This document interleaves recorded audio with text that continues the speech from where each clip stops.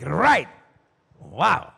Saudara yang kasih dalam Tuhan, hari ini kita masuk pada pembahasan yang baru.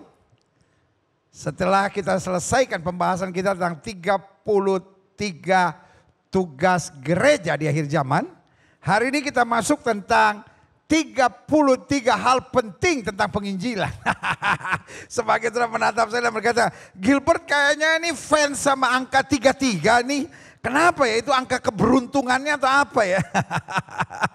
Yang nanya ini artinya gak ngerti Alkitab, saudara. Karena saudara gue kasih dalam Tuhan, Yesus selama dia hidup, jadi ada banyak yang tanya kenapa sih kok Gilbert ngefans sekali sih sama 33? Loh, saudara gue kasih dalam Tuhan, bukan saya ngefans sama 33. Baca Alkitab yang betul. Yesus melayani selama 33,5 tahun. Berarti waktu Yesus mati usianya berapa?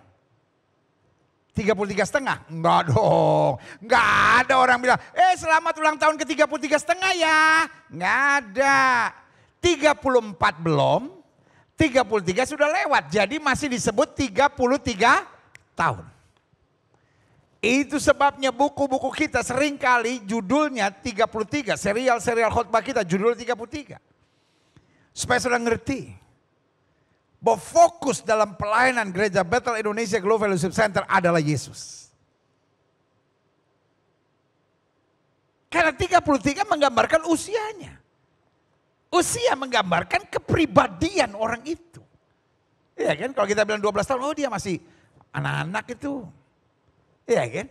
Jadi 33 ini menggambarkan bahwa saya mau supaya saudara mudah mengingat bahwa sentral pusat dari pengajaran Gereja Bethel Indonesia Global Fellowship Center bersandar pada Kristus. Kristus adalah pusat pemberitaan firman. Berarti pusat pemberitaan firman di Gereja Bethel Indonesia Global Fellowship Center bukan berkat, bukan mujizat, bukan urapan. Meskipun itu semuanya benar. Urapan harus menyertai pelayanan. Berkat dan mujizat akan menyertai setiap orang yang mengandalkan Tuhan, saudara. Tetapi that is not the center. Itu hanya bonus-bonus yang Tuhan sediakan. Tapi pusat pengajaran kita harus Kristus. Amin. Saya harap saudara mengerti, bukan karena saya ngefans sama angka 33, tapi karena saya mau setiap saudara mengerti. Tanpa Yesus yang lahir, mati dan bangkit, sia-sia seluruh pengajaran kita. Nah hari ini kita masuk pada serial baru, 33 hal penting tentang penginjilan. Target saya, kerinduan saya sebagai gembala, melalui pengajaran ini, setiap saudara punya the spirit of preaching the gospel. Setiap saudara punya roh yang memberitakan Injil. Iya kan? Bukan sekadar berkhotbah. Tetapi punya kerinduan untuk membawa kabar baik dimanapun Tuhan tempatkan. Karena saya khawatir this world doesn't need another preacher. Saya takut dunia ini tidak sedang membutuhkan pengkhotbah lain. Ada banyak orang muak dengar khotbah-khotbah. Tetapi dunia membutuhkan orang yang dapat menjawab kebutuhan. Dan itulah berita Injil.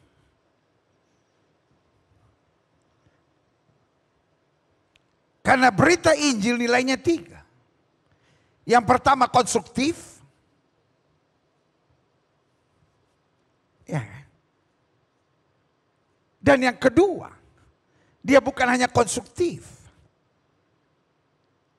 Tetapi dia juga harus kreatif. Dan yang ketiga, dia harus menjawab kebutuhan. Iya kan? Ketika berita Injil itu konstruktif, membangun. Bukan menghina, bukan menjatuhkan, bukan menyerang, bukan menghakimi. konstruktif. Tapi juga kreatif. Dalam segala cara. Bukan hanya memberitakan Injil harus khotbah, saudara-saudara. Banyak orang muak dengar khotbah.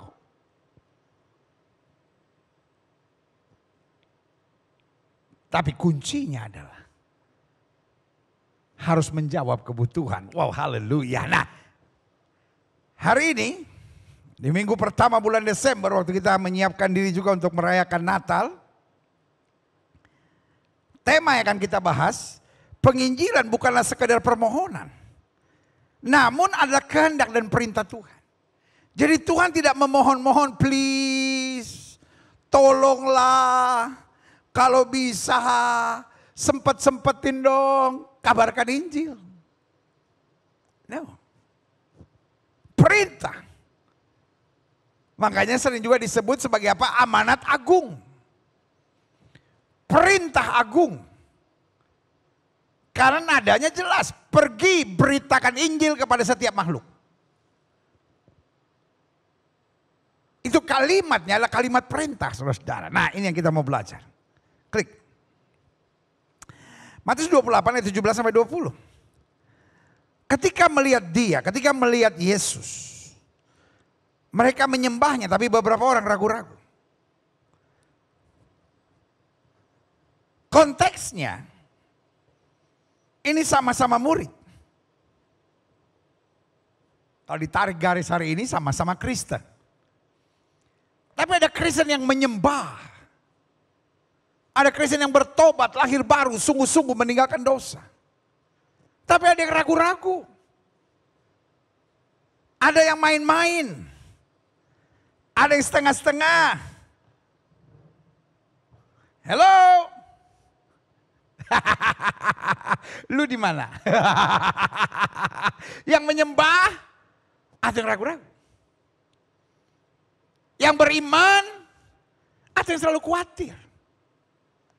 Yang taat dan setia, ada yang hanya cari keuntungan pribadi. Dan roh itu sudah ada dari zaman Yesus. Makanya Alkitab bilang di akhir zaman, yang bisa digoncangkan akan digoncangkan. Supaya tinggal tetap kerajaan yang tidak tergoncangkan. Dari zaman Alkitab bilang, orang yang berlaku fasik terhadap perjanjian akan dibujuknya sampai murtad dengan kata-kata yang licin. Tetapi umat yang mengenal Allahnya akan tetap kuat dan bertindak. Haleluya, yeah. Saudaraku, saya khawatir corona ini diizinkan Tuhan. Betul kita harus doa, minta tolong Tuhan, minta jamahan Tuhan. Kalau perlu tengking supaya corona ini habis dari muka bumi. Tetapi saya khawatir corona ini juga diizinkan Tuhan. Untuk memisahkan lalang dan gandum. Untuk memisahkan gelap dari terang. Untuk memisahkan kambing dari domba. Karena masa-masa pandemi ini kelihatan banget gitu. Yang gak tulus. Yang cuma mau cari panggung. Cuma mau cari sensasi di akhir zaman ini banyak, saudara. Ya kan? Yang pertobatannya nggak jelas juga tiba-tiba mau jadi pengkhotbah, menamakan dirinya evangelis. Ada. Ada, saudara, ya kan? Pengalaman pribadi sama Tuhan aja belum jelas, saudara. Apalagi belajar enggak. Cuman ya mungkin karena pangkat, karena kedudukan gitu kan. Karena sensasi-sensasi yang dibuatnya kan banyak orang sekarang kan kata Alkitab begitu. Banyak orang senang dengar yang menyenangkan dirinya. Makanya orang sekarang senang buat kegaduhan-kegaduhan. Tapi yang seperti ini kata Alkitab akan dimuntahkan.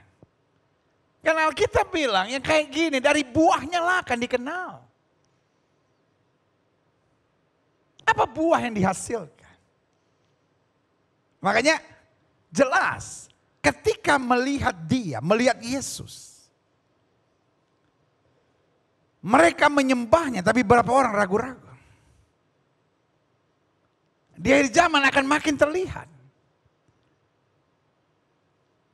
antara yang tulus dan yang bulus, saudara. Antara yang sungguh-sungguh dengan yang cuma cari panggung, hidup dalam kemunafikan. Tapi baik yang menyembah maupun yang ragu-ragu, Yesus mendekati mereka dan berkata, kepadaku telah diberikan segala kuasa di sorga dan di bumi. Artinya segala kuasa bukan lu punya, tapi Yesus punya. Makanya Daud bilang apa? Hanya dekat Allah saja aku tenang, karena kuasa Yesus punya.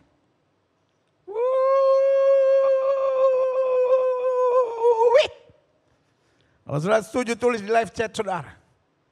Segala kuasa di tangan Yesus. Orang boleh menghina Yesus. Orang boleh bilang Allahnya orang Kristen dipantek. Orang boleh bilang, wah Yesus hanya nabi. Orang boleh bilang apapun. Tetapi harinya akan tiba engkau menyadari. Segala kuasa di tangan Yesus. Dialah Imam Mahdi, dialah hakim yang adil. Dialah yang akan mengadili dunia dan dialah yang akan mengakhiri dunia ini. Karena dia Alfa dan Omega. Dia yang awal dan dia yang akhir. Dia yang memulai dan dia yang mengakhirinya. Karena Yesus mendekati mereka dan berkata, kepadaku telah diberikan segala kuasa di sorga dan di bumi. Karena itu pergilah. Kan kuasa sudah aku berikan. Ada di dalam tanganku.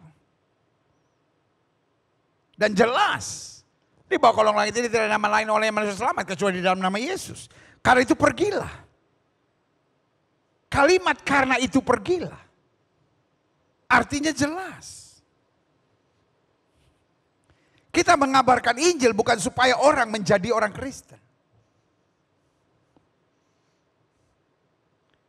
Tapi kita mengabarkan Injil. Supaya setiap orang mengenal kuasa terbesar. Kuasa yang menghancurkan setan. Kuasa yang menghancurkan kutuk. Kuasa yang menghancurkan maut. Kuasa yang menghancurkan neraka. Hanya ada di dalam Kristus. This is not about religion. Ini bukan soal agama. Tapi soal the power of God. Soal kuasa Allah. Maka Yesus bilang. Kepadaku telah diberikan segala kuasa di sorga dan di bumi. Karena itu. Karena aku yang punya kuasa. Sementara banyak orang terbelenggu oleh iblis. Terbelenggu oleh maut. Terbelenggu oleh dosa. Terbelenggu oleh neraka. Kuasa yang di sorga dan di bumi telah diserahkan kepadaku. Pergilah. Jadikan semua bangsa muridku. Dan baptiskanlah mereka dalam nama Bapa dan Anak dan Roh Kudus. Klik. Dan ajarlah mereka melakukan segala sesuatu yang telah kuperintahkan kepadamu. Dan ketahuilah aku menyertai kamu senantiasa sampai kepada akhir zaman. Yang menyertai kita adalah yang mempunyai segala kuasa di sorga dan di bumi. Kenapa engkau takut? Jadi harus kita ingat. Mengabarkan Injil adalah mengabarkan berita yang menjawab kebutuhan manusia. Karena agama tidak bisa menyelesaikan masalah dosa. Agama tidak bisa menyelesaikan masalah kutuk. Agama tidak bisa menyelesaikan masalah kebinasaan. Kuasa Yesus sanggup. Ya setuju sama saya, katakan kuasa Yesus sanggup. Klik. Selanjutnya saya pelajari. 2 Timotius 4 ayat 1-3. Di hadapan Allah dan Kristus Yesus yang akan menghakimi orang yang hidup dan yang mati. Dengan lain kata jelas dia akan menjadi Imam Mahdi. Aku berpesan dengan sungguh-sungguh kepadamu demi pernyataan dan demi kerajaannya. Beritakanlah firman. Siap sedialah baik atau tidak baik waktunya. Nyatakan apa yang salah. Tegurlah dan nasihatilah dengan segala apa? Kesabaran dan pengajaran. Jadi bukan dengan menghina. Bukan dengan menghakimi. Bukan dengan segala hal yang menghujat. Tapi ada dua hal, kesabaran dan pengajaran. Artinya dengan sopan, dengan keteraturan, klik. Karena akan datang waktunya. Saya khawatir hari-hari ini. Orang tidak dapat lagi menerima ajaran sehat. Makanya kita harus sabar dan dengan pengajaran. Artinya dengan bukti-bukti yang jelas. Dengan tuntunan yang bertanggung jawab. Bukan sekedar dengan menghina, memaki, menyerang, dan menghakimi. Karena akan datang waktunya orang tidak dapat lagi menerima ajaran sehat. Tapi mereka akan mengumpulkan guru-guru menurut kehendaknya untuk apa? Memuaskan keinginan telinganya. Dan dalam keadaan inilah Injil harus menjadi jawaban. Yang setuju sama saya katakan Injil adalah jawaban. Ayo sama-sama bilang sama saya, Injil adalah jawaban. Amin. Kita lihat selanjutnya, klik. Saya catat di sini. Ketika kita diselamatkan, dan untuk itu Alkitab jelas bilang, bukan kamu yang memilih aku, tapi aku, kata Yesus, yang memilih kamu. Tidak ada seorang pun dapat mengaku Yesus Kristus Tuhan kecuali Roh Kudus. Nah, ketika kita diselamatkan, hal terutama yang harus tumbuh dalam kehidupan kita bukanlah keinginan, kerinduan, desakan untuk hebat dan sukses. Kalau kita hanya ingin jadi orang hebat dan sukses, ujung-ujungnya kita using God, using religion, memakai agama untuk kendaraan kesuksesan kita. Tidak sedikit orang akhirnya memakai jubah-jubah kepalsuan keagamaannya supaya dapat panggung. Oh dia rohani ya. Wah dia luar biasa ya. Dia udah mulai khotbah-khotbah loh. Ngeri saya. Kalau lihat orang khotbah-khotbah. Tapi berzina. Khotbah-khotbah. Tapi masih minum. Masih hidup dalam dosa. Jujur aja lah. Jangan munafik lah hidup seperti itu. Buku ini terlalu suci. Saya tidak bilang pendeta itu sudah sempurna. Tapi saya bilang kalau jadi pendeta, jadi hamba Tuhan, jadi pekabar Injil, berjuanglah untuk meninggalkan yang najis. Jangan buku ini kita pakai untuk menjadi jubah-jubah kepalsuan kita. Untuk menutupi segala kemunafikan dan kebejatan hidup saudara itu. Dalam nama Yesus. Karena memang kita dipanggil untuk mengabarkan Injil. Tetapi Alkitab ajarkan kepada kita. Setelah kita bertobat. Kerinduan dan mimpi dalam kehidupan kita. Bukan sekedar bagaimana hebat dan sukses. Nothing wrong to be success. Many fact.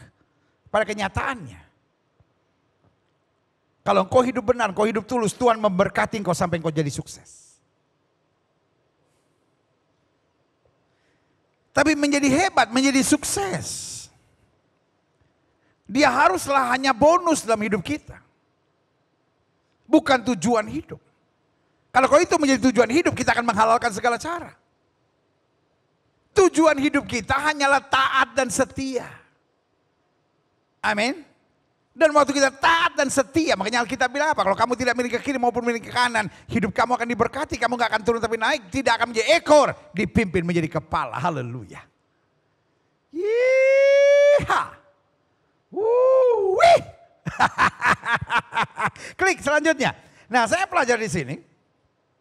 Salah satu hal terpenting yang harus kita taati adalah mengabarkan Injil. Kalau di hati kita hanya mau hebat dan sukses, maka seringkali kita hanya memanfaatkan Tuhan atau memanfaatkan agama sebagai jubah-jubah kepalsuan kita untuk mencapai mimpi-mimpi kita agar jadi kenyataan. Tapi hari ini saya mau ingatkan buat saudara. Itu kondisi yang keliru. Karena yang harusnya menjadi kerinduan kita waktu kita diselamatkan, yaitu mau taat dan setia. Haleluya. Dan salah satu bukti kita taat dan setia untuk apa? Karena ini yang menjadi amanat agung. Pergi beritakan Injil kepada setiap makhluk, yaitu mengabarkan Injil. Klik. Lalu saya coba kaji. Mengapa mengabarkan Injil itu penting? Sebagian saudara mungkin menatap saya dan berkata, pendeta, khotbah seperti ini lebih pantas pendeta khotbahkan di sekolah-sekolah Alkitab, atau sekolah-sekolah teologia, atau sekolah-sekolah di mana anak-anak muda menjawab panggilan untuk menjadi hamba Tuhan. Bukan dalam ibadah minggu seperti ini. Saudaraku yang kasih dalam Tuhan, panggilan untuk mengabarkan Injil bukan hanya untuk mereka yang pendeta. Makanya Paulus bilang, kerjakanlah tugas pemberita Injil. Paulus bilang, celakalah aku jika aku tidak memberitakan Injil. Terlebih aku baik mati daripada tidak memberitakan Injil. Berarti pekabaran Injil bukan untuk sekelompok orang.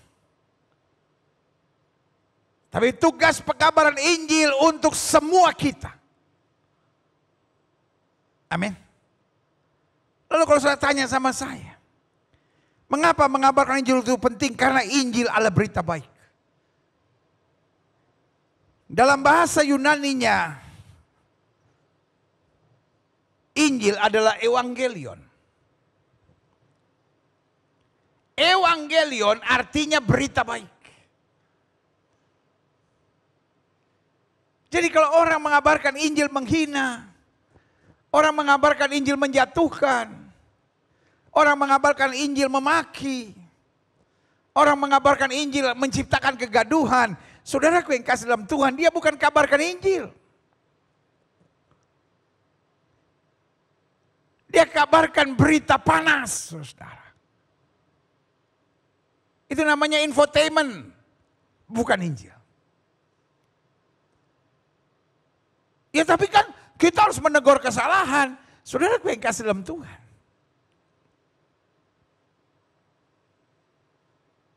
Menegur kesalahan tetap kata Alkitab dalam kesabaran dan pengajaran.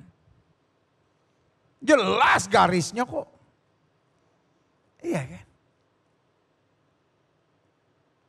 Wanita yang tertangkap basah berbuat zina, pertanyaan saya, Yesus tegur enggak? Tegur. Tapi caranya bos, kelas tinggi bos. Itulah berita Injil. Yesus kabarkan berita Injil enggak kepada wanita ini? Siapa yang lebih memberitakan Injil? Orang Farisi atau Yesus? Siapa yang lebih tegas?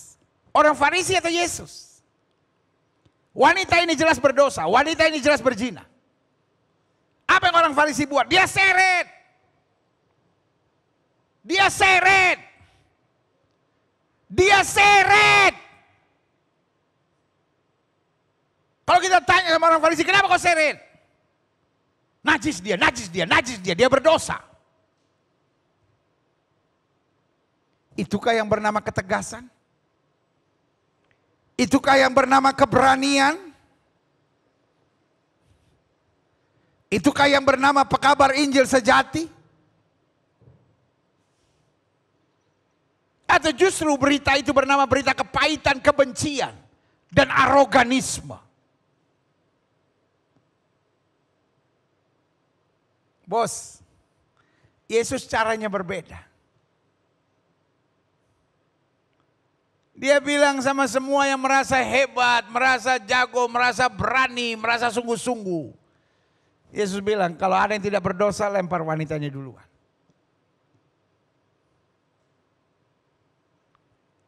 Ternyata yang bilang diri berani,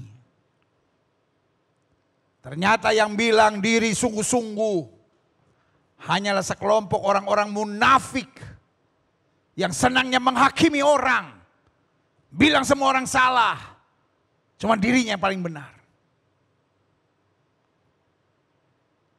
Kalau tindakan seperti itu hari-hari dikaji oleh hamba-hamba Tuhan tertentu, Karena hamba Tuhan tertentu sekarang kan senang mengkaji pendeta khotbah apa, wah dia cuplik, wah kayak dia yang paling pintar aja, kayak dia yang diangkat jadi bagian juri penilai khotbah pendeta.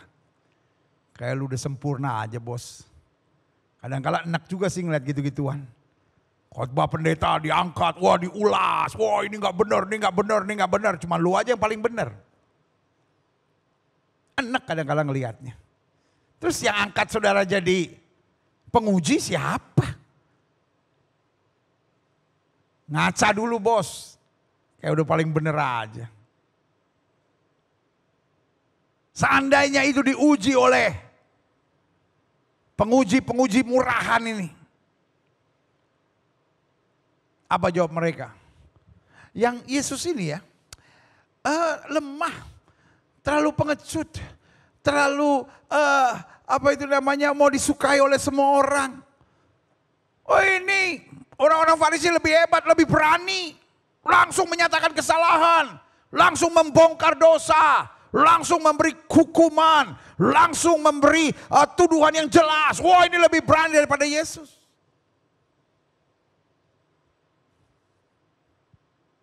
Baiklah Farisi. Yang saya mau ingatkan buat saudara.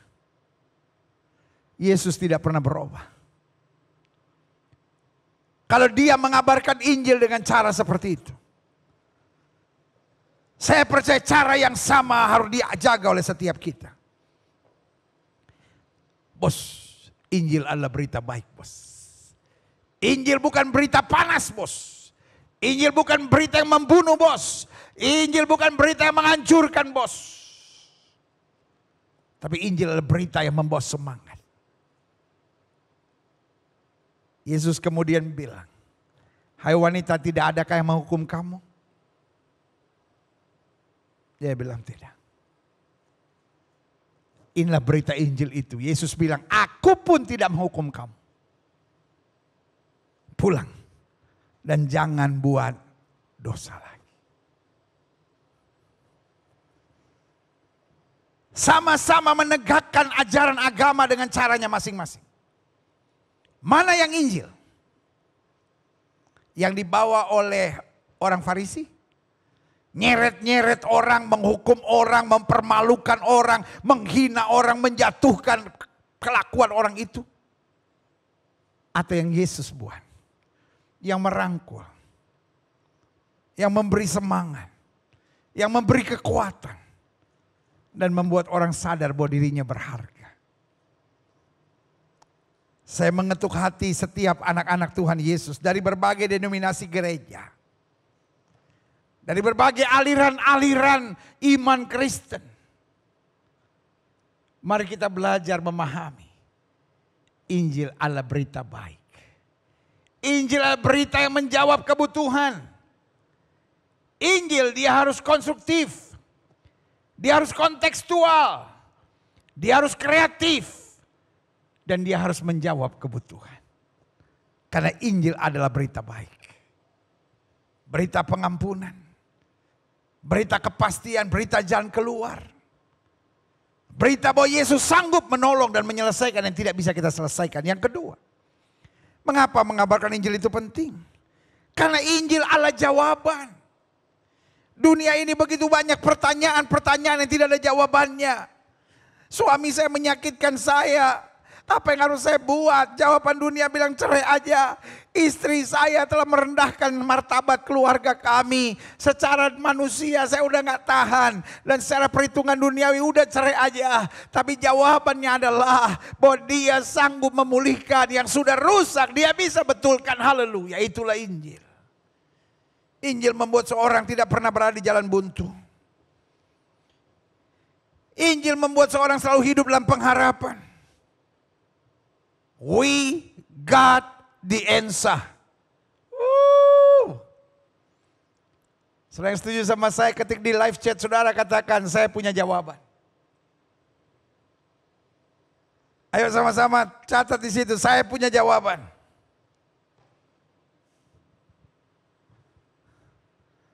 Kenapa orang stres? Kenapa orang depresi?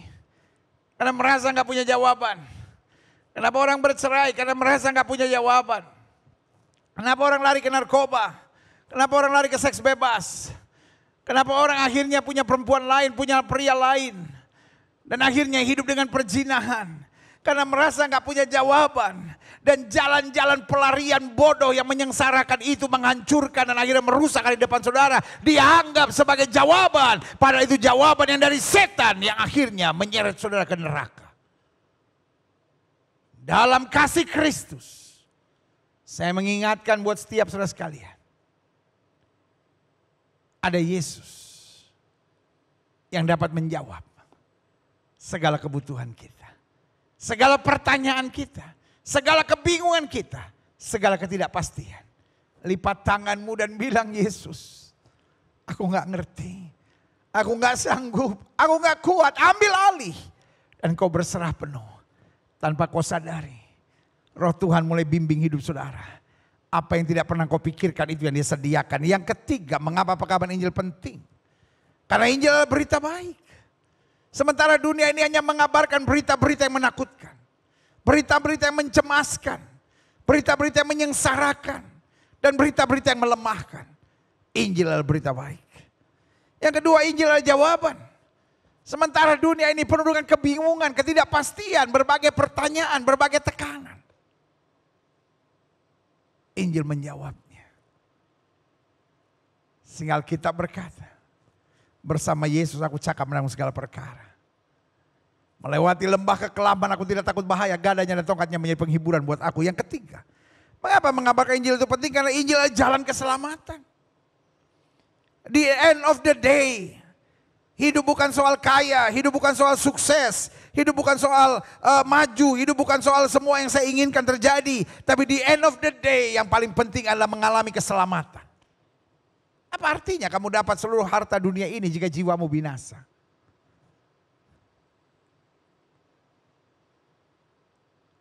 Tetapi Kristus menjamin.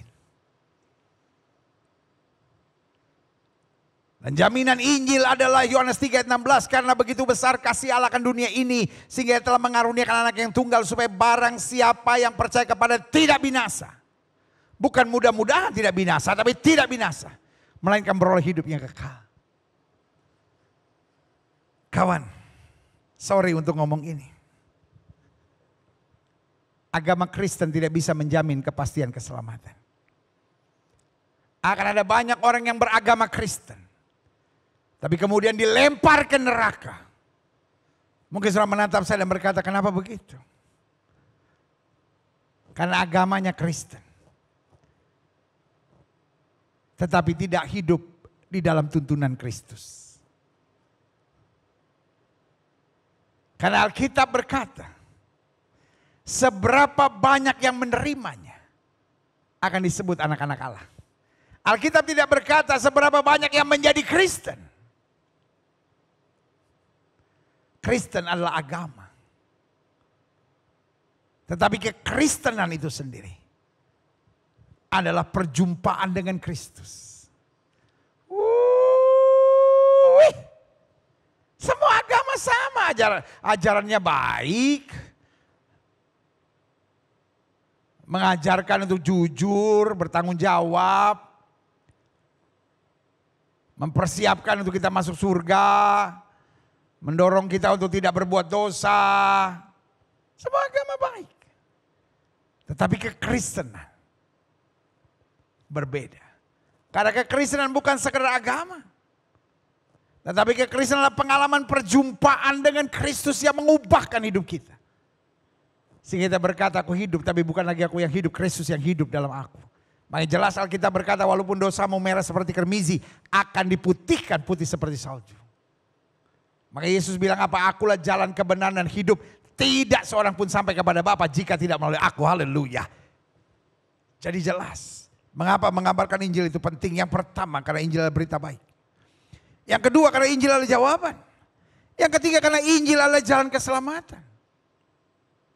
Di bawah kolong langit ini tidak ada nama lain yang oleh manusia selamat kecuali di dalam nama Yesus.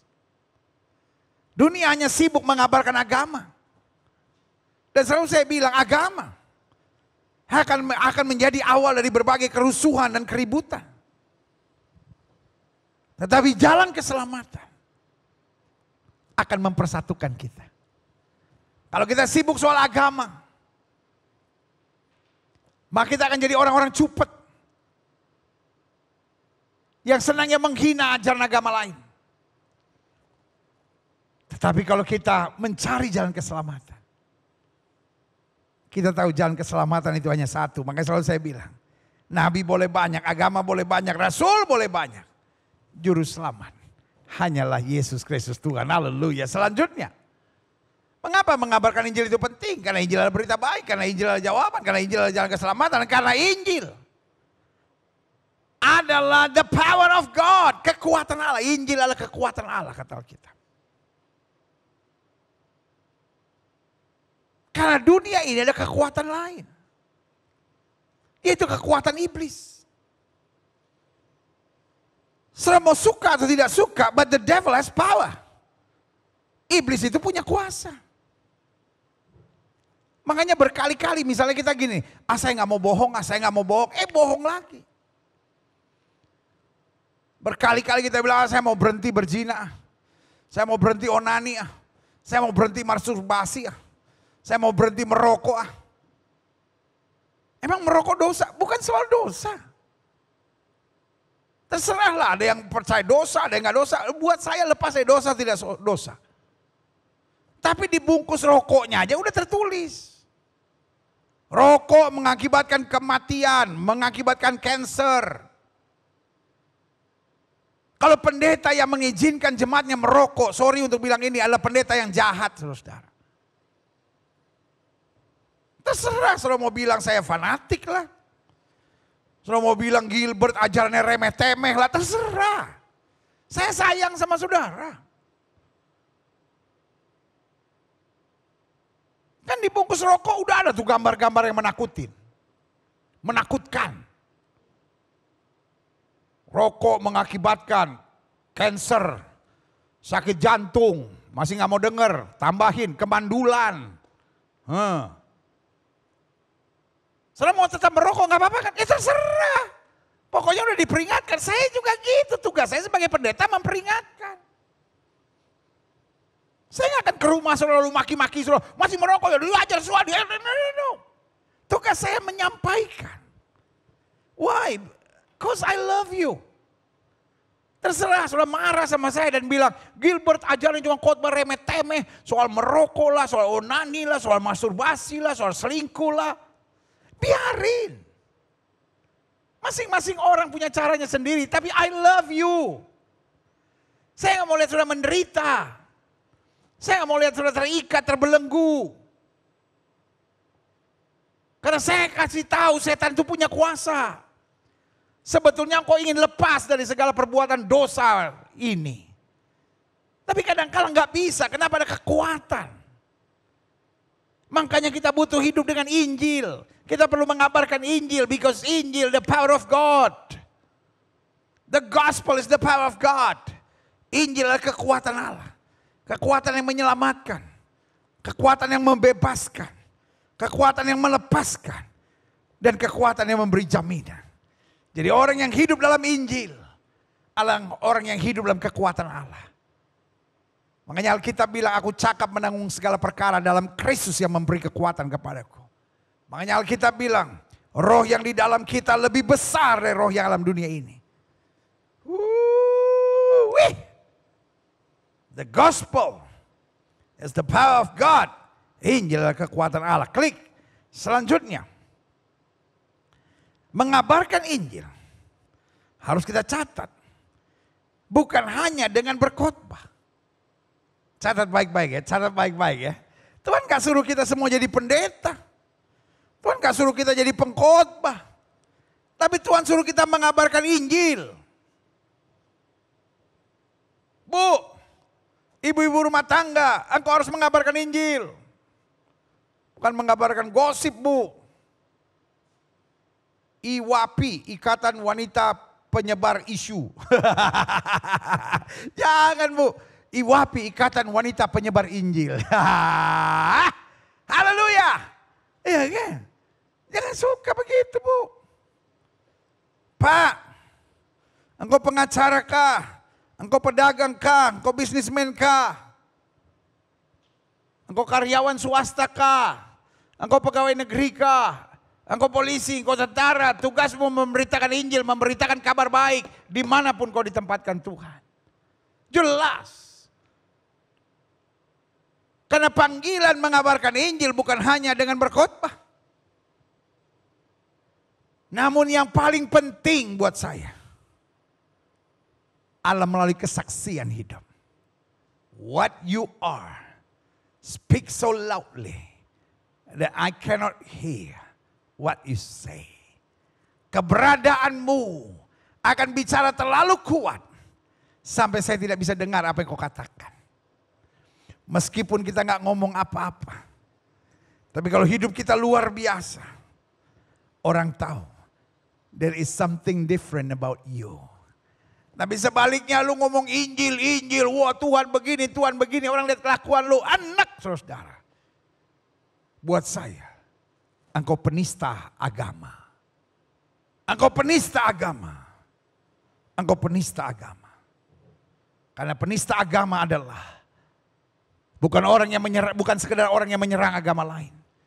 Tapi buat saya penista agama adalah orang yang terus ngomong tentang agamanya tapi kelakuannya busuk, kelakuannya liar, kelakuannya menjijikan. Orang-orang kayak begitu, penista agama. Orang-orang yang kelihatannya pelayanan tapi selingkuh, pelayanan tapi masih hidup lesbian, homoseks. Ini penista agama yang sejati. Pelayanan. Tapi korupsi. Pelayanan. Tapi tempeleng istri.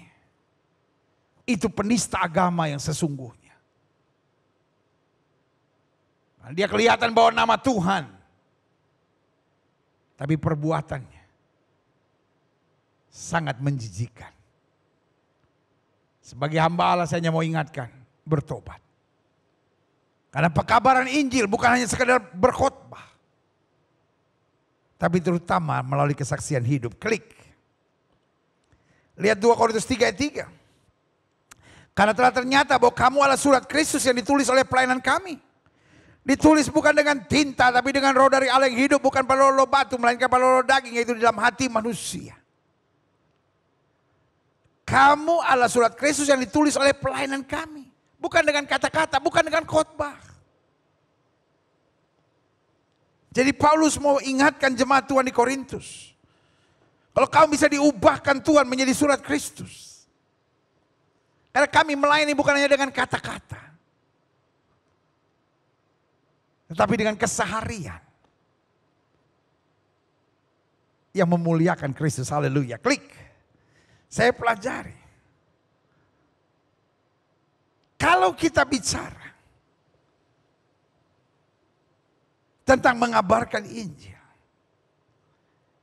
Lalu kita mengerti mengabarkan Injil sangat berhubungan dengan kesaksian kehidupan kita. Maka apa yang perlu kita buktikan? Yang pertama, mengabarkan Injil bukan hanya menyampaikan khotbah. Tetapi kesaksian lewat mulut. Bahwa mulut kita selalu penuh syukur. Kata-kata yang membangun.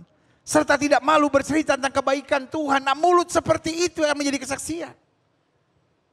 Walaupun kau ngomong banyak tentang Yesus. Tapi mulutmu suka memaki orang, suka menghina orang. Suka ngomong kotor, ngomong curang, ngomong bohong. Buat saya, engkau hanya dagelan, saudara. Engkau hanya dagelan. Engkau hanya dagelan, pemeran sandiwara, saudara. Yang cuma kelihatannya lucu aja gitu. Wah, ini perannya lagi ngomongin Tuhan nih. Tapi kesehariannya, mulut jahat. Hari ini katakan, Tuhan aku mau memberitakan Injil. Karena dari mulut yang sama aku memberitakan Injil. Dari mulut yang sama aku tidak boleh memaki orang. Tidak boleh ucapkan kata-kata sia-sia. Tapi mulutku harus terus memuliakan Kristus. Haleluya. Sama-sama bilang, mulut saya harus selalu jadi berkat. Amin. Jangan ngeluh terus. Jangan hidup dalam kebohongan, kecurangan, maki orang. Tapi kuasai. Hidup dan mati seseorang dikuasai oleh lidahnya. Yang kedua, bukan hanya mulut, pikiran. Harus selalu positif. Dan mengingat firman serta kebaikan Tuhan. Hai jiwaku, berharaplah kepada Tuhan dan jangan lupakan segala kebaikannya. Apa yang baik, apa yang mulia, apa yang sedap didengar, pikirkan semuanya itu. Jadi orang di sekitar sudah nyaman gitu. Ini orang gak pernah pikir negatif gitu. Ini orang, karena ada orang yang kalau kita duduk sama dia, kita bingung gitu pikirannya gitu. Kok bisa mikir sampai senegatif itu gitu. Jangan begini, jangan. Ada orang yang kalau ngomong apapun gak ada positif. Kenapa pikirannya negatif terus, saudara? Mungkin saudara pikir, ya, tapi kan kita harus berjaga-jaga. Bukan gitu, roh setan sudah menguasai pikiran saudara. Kenapa sih kita gak pegang firman Tuhan? Firman Tuhan bilang apa? Apa yang benar, apa yang mulia, apa yang sedap didengar, apa yang patut disebut kebajikan dan patut dipuji, pikirkan semuanya itu. Bu, bisa gak sih Bu mikir yang positif tentang suami saudara? Pak, bisa gak pikir yang positif tentang istri saudara, Pak? Bisa gak pikir yang positif tentang pernikahan saudara? Meskipun sedang diambang badai, tapi kita percaya tangan Tuhan akan tolong. Kita percaya kemuliaan Tuhan akan mengubahkannya. Dan kuasa Tuhan akan menjadikannya baik bagi kemuliaannya. Setuju katakan amin. Yang ketiga, kesaksian hidup seperti apa ini? Hati kita. Hati selalu bersih. Jangan iri. Takut akan Tuhan. Penuh sukacita, tidak sombong. Makanya Alkitab bilang jaga hati dengan segala kewaspadaan, dari situ terpancar kehidupan. Bos, mengabarkan Injil bukan soal pengetahuan ayat, bos. Mengabarkan Injil soal hidup yang memuliakan Kristus, bos. Kalau hati kita tuh iri, hati kita serakah, hati kita tuh gampang emosi gitu. Meskipun kau ngomong tentang Yesus, tapi hidupmu tetap jadi batu sandungan. Malah orang anggap saudara itu aneh gitu. Kenapa? Karena hanya ayat yang kau hafal. Tetapi kau tidak hidupi firman Tuhan itu sendiri. Jadi ingat ya, mulut kita harus selalu penuh syukur, kata-kata kita harus membangun. Dan bercerita tentang kebaikan Tuhan, pikiran kita selalu positif, mengingat firman serta kebaikan Tuhan dalam hidup kita. Jangan ingat hal yang menyakitkan, jangan ingat hal-hal yang melukai, jangan ingat hal-hal yang membangkitkan kepahitan dan emosi kita. Jangan ingat hal-hal yang bisa menyeret kita pada dosa, tapi ingat kebaikan Tuhan, kasih-Nya, anugerah dan kuasa-Nya. Yang ketiga, hati kita selalu bersih, takut akan Tuhan, penuh sukacita, tidak sombong. Jaga hati kita dengan segala kewaspadaan. Yang keempat, iman. Yang selalu meyakini janji-janji Tuhan itu ya adalah amin. Itu yang menjadi kesaksian. Kalau anak Tuhan selalu panik, sorry ya. Kalau anak Tuhan selalu khawatir. Anak Tuhan selalu ragu-ragu. Orang juga bingung. Katanya Tuhan lu hebat. Katanya Tuhan lu maha kuasa. Kalau khawatir begitu, ya tapi kan gue kan manusia biasa, ya gak bisa dong. Alkitab saya jamin sesuai imanmu jadi padamu. Saya berdoa hari ini. Setiap seorang melangkah dengan iman. Paulus bilang hidup yang kujalani sekarang bukan karena melihat, tapi karena percaya, karena iman, saudara. Di masa-masa pandemi. Dan di masa kita merayakan Natal lagi, saudara. Ini kan hidup yang cukup berat, saudara. Ya namanya Natal, masa yang gak ada ucapan syukur sedikit lah di rumah. Makan bersama keluarga. Ya tapi kan situasi berat seperti hari-hari ini. Sehingga Natal membuat banyak orang down. Tapi kita punya iman. Bahwa Tuhan pasti bela, Tuhan pasti berkati, Tuhan pasti kerjakan mujizat. Karena Tuhan merubah kutuk menjadi berkat. Tuhan merubah air mata menjadi mata air kemuliaan. Yang setuju katakan amin. Selanjutnya. Ingat ya. Mulut kita penuh syukur. selalu membangun. Pikiran kita selalu positif, mengingat firman kebaikan Tuhan. 3, hati selalu bersih, takut akan Tuhan, penuh sukacita, tidak sombong. 4, iman selalu meyakini janji Tuhan itu ya dan amin. Sehingga kita tidak goyah, kita tetap yakin dalam hidup kita. Karena kita bukan melangkah dengan kekuatan kita sendiri, tapi melangkah dengan iman. Dan kita berkata, inilah kemenangan yang mengalahkan dunia ini, iman kita. Haleluya. Yang kelima, keputusan. Nah ini penting. Bahwa keputusan kita selalu bergantung pada Roh Kudus sehingga selalu bijaksana. Jadi bukan sembarang mengambil keputusan. Life is about your decision. Hidup bukan soal takdir.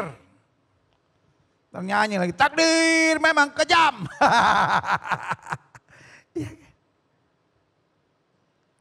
Kenapa engkau bercerai? Bukan karena takdir, karena keputusan. Kenapa engkau akhirnya jadi lesbian? Kenapa engkau akhirnya jadi homoseks? Kenapa engkau jadi orang yang emosional? Kenapa engkau jadi orang yang memusuhi semua orang? Keputusan. Oh enggak, pendeta kalau dia nyakitin saya jadi salah.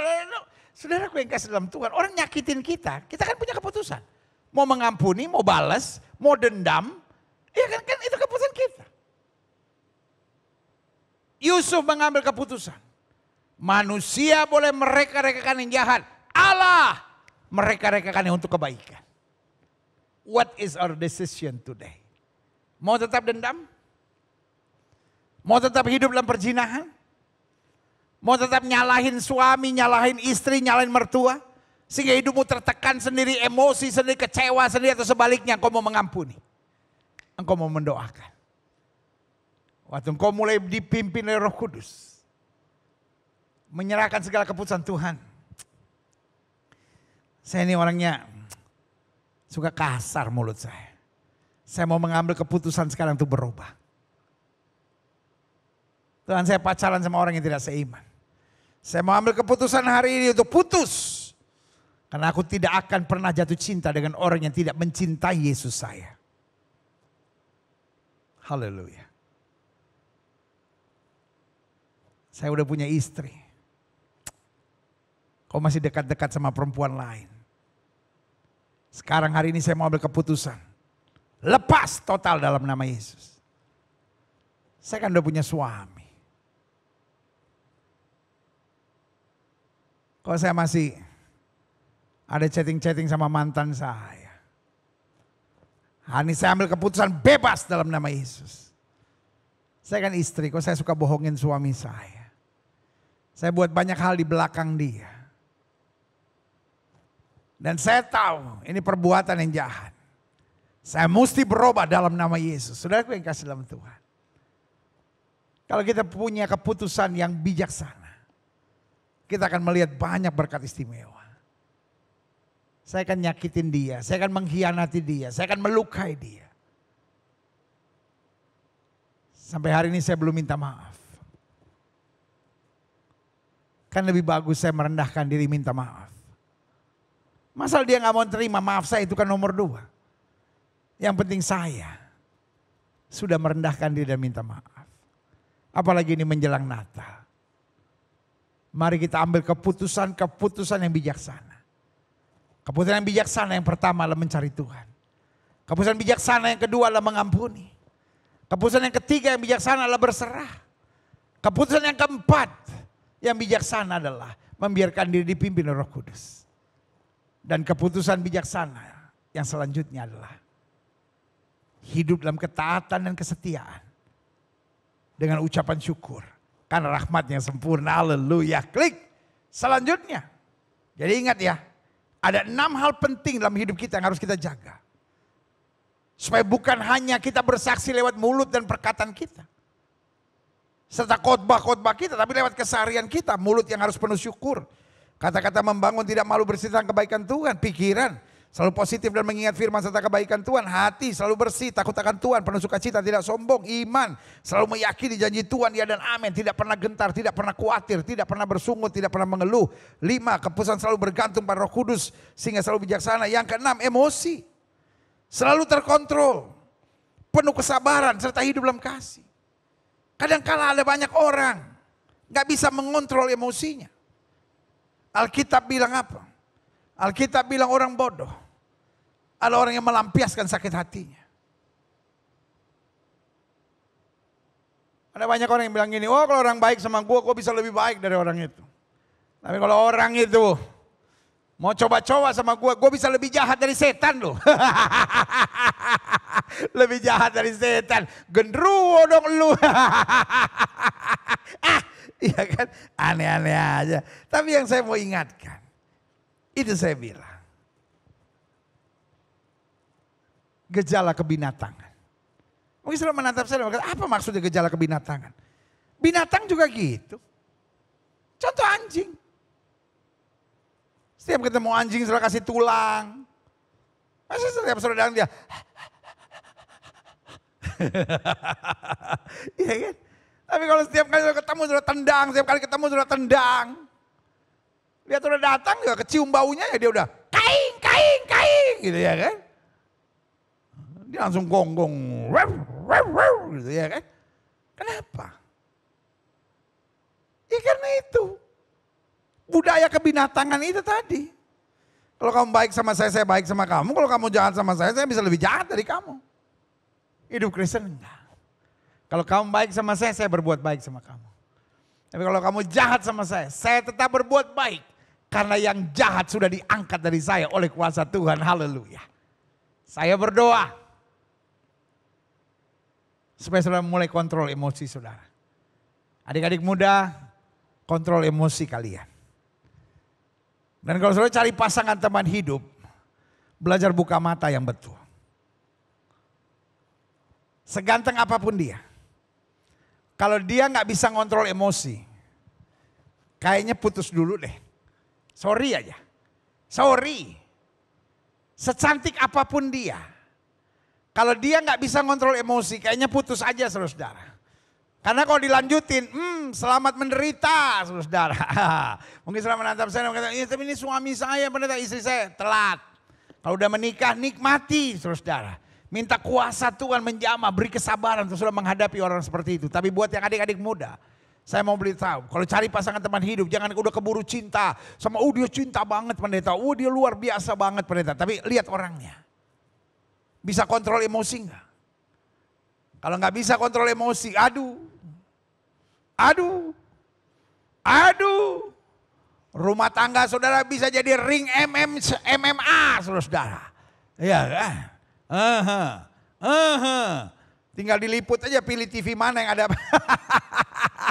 pertandingan MMA saudara, ya kan? Sebagai hamba Allah saya mau ingatkan buat saudara. Kalau emosi saudara masih belum terkontrol, jangan pacaran dulu. Jangan pacaran dulu.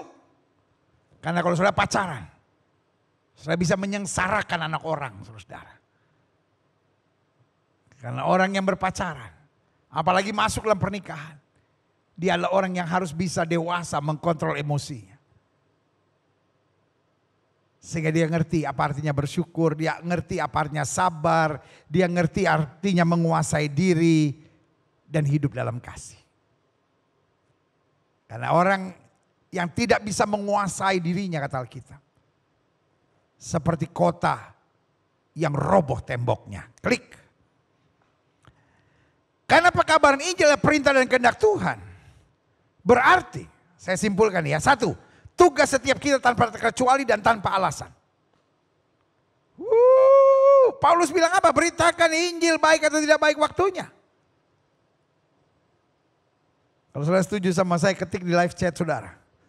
Tugas saya beritakan Injil. Jadi tugas kita bukan cuma nyelesain masalah kita. Tapi di tengah masalah kita bagaimana kita tetap jadi pemberita Injil. Bagaimana kita jadi kesaksian. Bagaimana kita jangan bikin malu nama Tuhan. Bagaimana kita jangan jadi batu sandungan buat orang. Jelas ya. Jadi yang pertama. Karena pekabaran Injil adalah perintah dan kehendak Tuhan. Berarti perintah pekabaran Injil adalah tugas setiap kita tanpa terkecuali dan tanpa alasan. Gak bisa bilang ya tapi situasinya beda pendeta. Ya tapi saya sendiri sedang banyak masalah. Ya tapi saya sendiri sedang dikecewakan. Ya tapi saya sendiri sedang gak ada duit. Saudaraku yang kasih dalam Tuhan.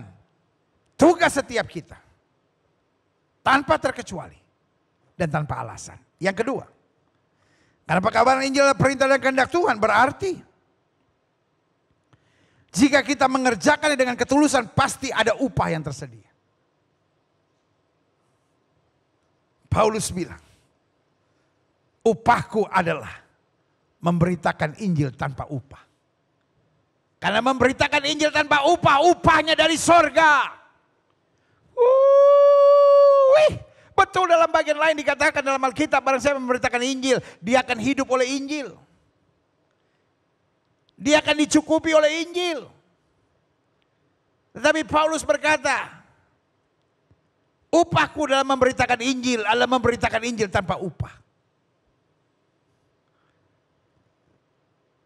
Dia Bapa yang bertanggung jawab. Kalau saya memberitakan Injil tanpa upah, artinya tidak diperhatikan, tidak dipedulikan orang. Bahkan justru dalam tekanan, dalam masalah, dihina orang, diejek orang, ditertawakan orang. Justru itu pada saat itu, sorga mencatatnya, haleluya. Gusti Allah ora sare. Tuhan itu tidak tidur. Tuhan itu tidak buta. Tuhan itu tidak tuli, bos. Tuhan itu tahu persis perjuangan saudara. Makanya Alkitab bilang jeripayamu dalam Tuhan tidak sia-sia. Yes. Tugas saya beritakan Injil. Segala kebutuhan saya, dia yang mencukupinya. Haleluya. Yang ketiga, karena pekabaran Injil adalah perintah dan kehendak Tuhan. Berarti yang pertama, pekabaran Injil adalah tugas setiap kita tanpa terkecuali dan tanpa alasan. Yang kedua, jika kita mengerjakan dengan ketulusan, pasti ada upah yang tersedia. Dia bertanggung jawab buat kita. Upah dalam hal ini jangan cuma pikir materi, tapi dalam segala hal. Dia jaga, dia pelihara, dia tolong, dia sempurnakan hidup kita. Yang ketiga, dalam pemberitaan Injil kita tidak perlu takut dan khawatir. Jika kita menghadapi tantangan dan tekanan dalam melaksanakannya. Karena itu bukan urusan kita. Ada dua yang bukan urusan kita. Hasilnya dan reaksi orang. Kan tugas kita mengabarkan Injil. Hasilnya dan reaksinya bukan urusan kita. Hasilnya baik juga kita nggak usah sombong.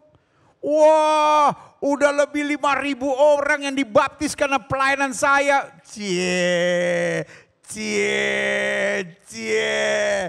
Saya mau tepuk tangan dulu. Hebat nih ya. Hebat nih ya. Jadi 5.000 orang itu bertobat karena lu ya. Wah, hebat ya.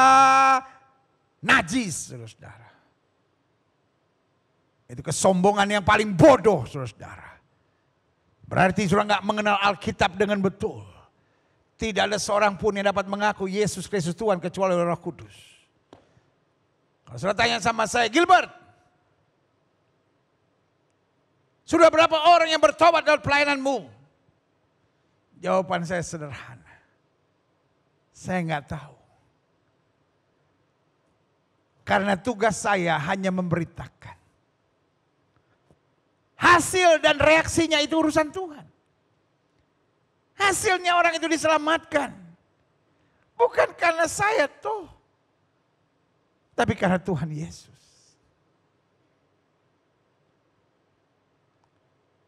Reaksi orang itu mau memuji saya.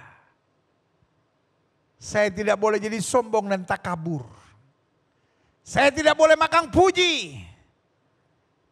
Karena itu berarti saya masuk dalam jebakan setan yang berbahaya. Tapi orang itu mau menghina saya, mau memaki saya karena saya memberitakan Injil.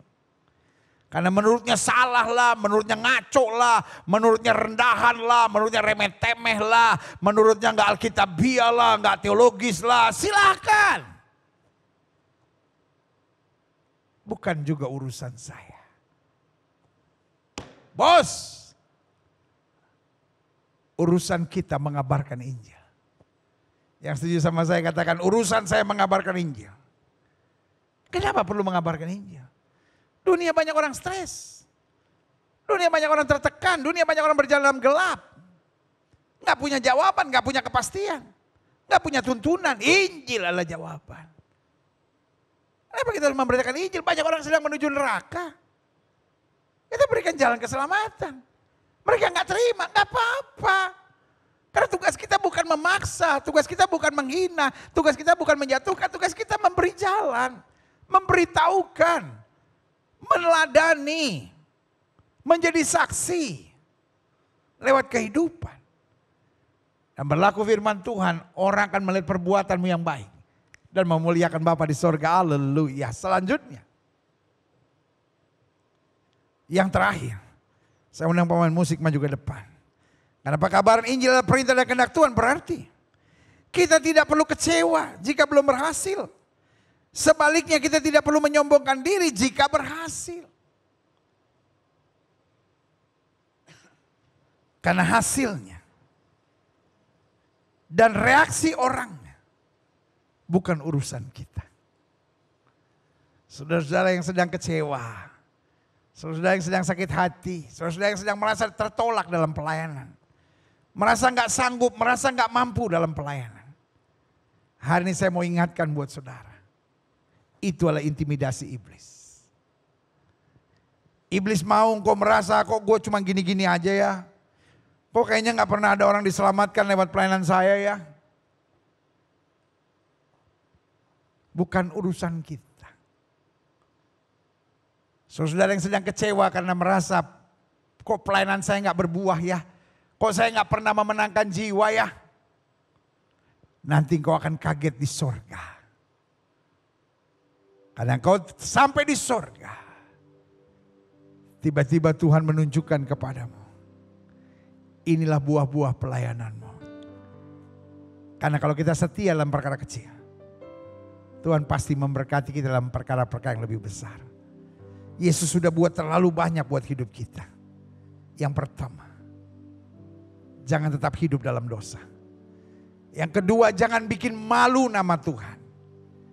Yang ketiga, jangan jadi batu sandungan. Dan yang keempat, mari kita balas cinta Tuhan. Dengan apa kita membalas cinta Tuhan? Dimanapun kita berada, pastikan kita hidup sesuai dengan Injil Kristus. Dan itulah kita mengabarkan Injil. Bukan hanya dengan menyampaikan khotbah, tetapi dengan menjadi saksi Tuhan dimanapun Tuhan tempatkan kita. Engkau baik dan sangat baik. Haleluya. Engkau baik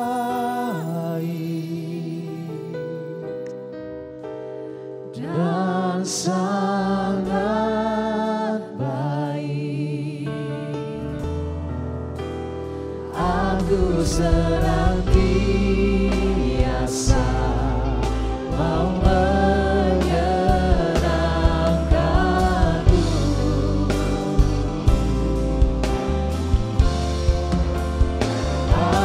Ajarkan aku kebijaksanaan dan pengetahuan yang baik, sebab ku percaya padamu. Engkau baik dan sangat baik. Aku senantiasa mau menyenangkan-Mu.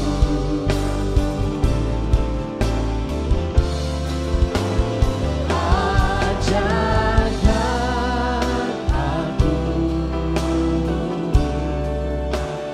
kebijaksanaan dan pengetahuan yang baik, sebab ku percaya padamu. Haleluya. Haleluya. Firman Tuhan tegas hari ini mengajar kita.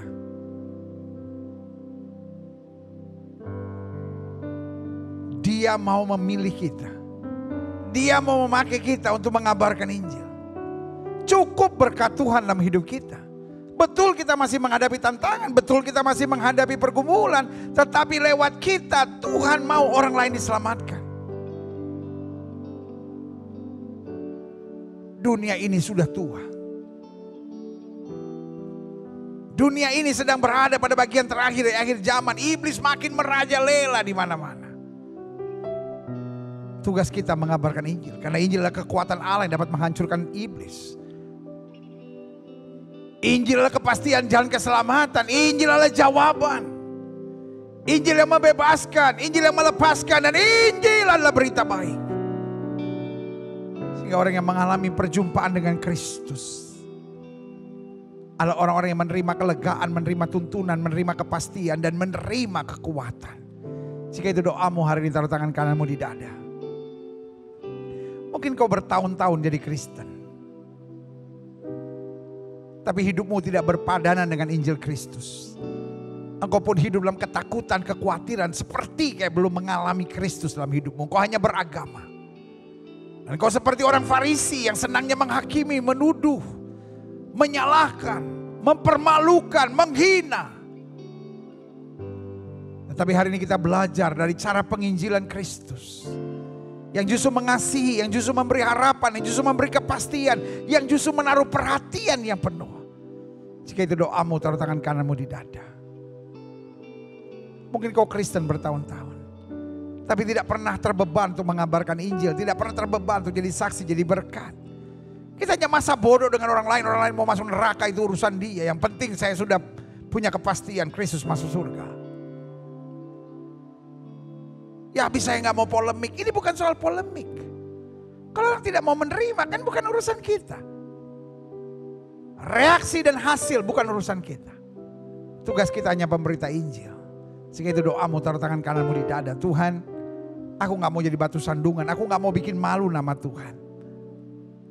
Tapi mulai hari ini aku mau jadi pemberita Injil dimanapun Tuhan tempatkan aku. Lewat perkataanku, hatiku, pikiranku, hidupku, keputusan-keputusan yang aku ambil, langkah-langkah dan emosiku yang terkontrol. Biarlah aku terus jadi berkat. Jika itu doamu, taruh tangan kananmu di dada. Kita doa. Bapa, firman-Mu ya dan amin. Hari ini kami terima firman Tuhan tentang penginjilan. Bukan sekedar permohonan, tapi perintah serta kehendak Tuhan buat hidup kami. Ini adalah amanat agung yang Kristus perintahkan buat kami. Karena itu biarlah kami dimanapun Tuhan tempatkan, memberitakan Injil, mengabarkan kabar baik, menjadi berkat, membawa damai, dan senantiasa menjawab kebutuhan. Terima kasih Tuhan Yesus. Satu persatu Tuhan jamah. Ampuni kami kalau hidup kami jadi batu sandungan. Ampuni kami kalau hidup kami gak jadi saksi Tuhan. Ampuni kami kalau kami masih hidup dengan cara-cara duniawi. Biarlah mulai hari ini kami terdorong. Dimanapun Tuhan tempatkan aku, untuk aku jadi berkat. Terima kasih Tuhan Yesus. Terima kasih Tuhan Yesus. Hamba mengasihi jemaat-Mu satu persatu. Apa yang Tuhan taruh di hati hamba sudah hamba sampaikan bagi umat-Mu. Jamah, kuatkan, tuntun. Sehingga setiap mereka boleh mengalami hal-hal yang baik dari Tuhan. Hamba juga doa buat yang sakit. Siapa yang sakit dengar firman Tuhan. Alkitab berkata tanda-tanda ini akan menyertai orang percaya bahwa mereka tepuk tangan buat yang sakit dan yang sakit akan disembuhkan. Imani. Imani. Nanti kita akan menerima tubuh dan darah Kristus. Dan pada saat kita menerima tubuh dan darah Kristus, kita percaya bahwa penyakit disembuhkan. Lihat mereka yang taruh tangan kanannya di dada. Mengalir kuasa kesembuhan Tuhan. Mengalir kuasa kesembuhan Tuhan. Mengalir kuasa kesembuhan Tuhan. Dan pada saat kami menerima tubuh dan darah Kristus, kami percaya kuasa kematian Kristus lewat bilur-bilurnya membangkitkan kuasa kesembuhan dalam hidup kami. Terima kasih Tuhan Yesus. Terima kasih Tuhan Yesus. Persiapkan kami hari ini untuk menerima tubuh dan darah Kristus. Kami di gereja, Engkau di sorga, dan jemaat Tuhan di rumahnya masing-masing. Dengan roti dan anggur, kuduskan. Untuk kami layak duduk sehidangan dengan Kristus. Kalau ada dosa ampuni ya Tuhan. Sehingga sungguh kami menerima anugerah yang sempurna. melalui kuasa kebangkitan Kristus, melalui kuasa kematiannya, melalui kuasa kehidupannya. Karena dia lahir, dia hidup, dia mati, dia bangkit. Dan kuasa kemuliaan itu kami terima melalui tubuh dan darah Kristus hari ini. Terima kasih Bapa. Ambil roti, ambil anggur, persiapkan sekarang. Sambil kita angkat pujian ini, tubuhmu terpecah. Haleluya. Tubuhmu terpecah menyelamatkanku dari semua kutuk dosaku. Darahmu tercurah melepaskanku dari semua kuasa kegelapan. Ku terima kasih-Mu dan kuasa-Mu dalam persekutuan dengan tubuh-Mu. Ku terima janji-Mu, mujizat-Mu dalam perjanjian dengan darah-Mu. Haleluya. Dengar firman Tuhan. Dan kita akan masuk dalam perjamuan suci. Firman Tuhan berkata demikian. Bukankah cawan pengucapan syukur yang atasnya kita ucapkan syukur adalah persekutuan dengan darah Kristus? Jika kita setuju sama-sama kita katakan amin. Haleluya. Ambil roti. Pegang di tangan kanan saudara. Bukankah roti yang akan kita pecah-pecahkan ini adalah persekutuan dengan tubuh Kristus? Jika kita setuju sama-sama kita katakan amin. Haleluya. Pegang roti di tangan kanan saudara, dengar firman Tuhan. Setelah itu baru kita akan angkat bersama, kita naikkan doa bersama. Baru kemudian kita ucapkan syukur, kita makan bersama dengan iman. Sebab apa yang telah kuteruskan kepadamu telah aku terima dari Tuhan. Yaitu bahwa Tuhan Yesus pada malam waktu diserahkan mengambil roti dan sesudah itu mengucap syukur atasnya. Ia memecah-mecahkan dan berkata, inilah tubuhku yang diserahkan bagi kamu. Perbuatlah ini menjadi peringatan akan aku.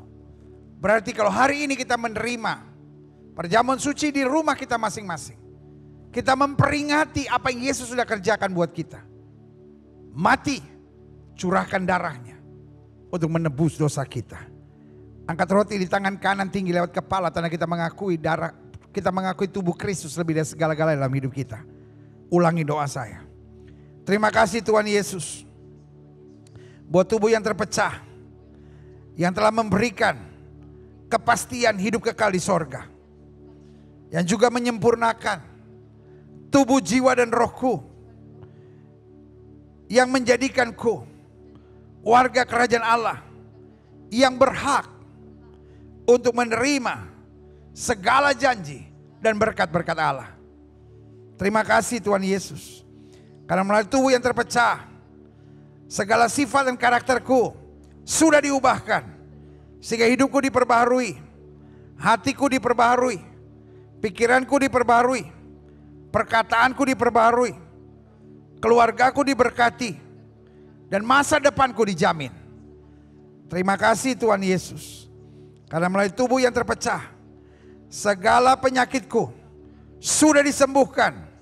Aku tidak akan terserang kanker, tidak akan tumor, tidak akan leukemia, bebas dari COVID, tidak akan pendarahan, tidak akan stroke, tidak akan terbaring di ICU, tidak akan terbaring di ruang gawat darurat. Seluruh tubuhku dan organ-organ tubuhku sehat sempurna. Bahkan segala kelemahan tubuh, segala kutuk penyakit, segala penderitaanku sudah diselesaikan di atas kayu salib. Terima kasih Tuhan Yesus. Melalui tubuh yang terpecah, aku sudah bebas dari segala malapetaka, mara bahaya, niat orang jahat, dan kecelakaan. Terima kasih Tuhan Yesus. Inilah tubuh Kristus yang terpecah. Kita makan bersama dengan iman. Terima kasih buat tubuh yang terpecah. Di dalam nama Yesus, inilah tubuh Kristus. Haleluya.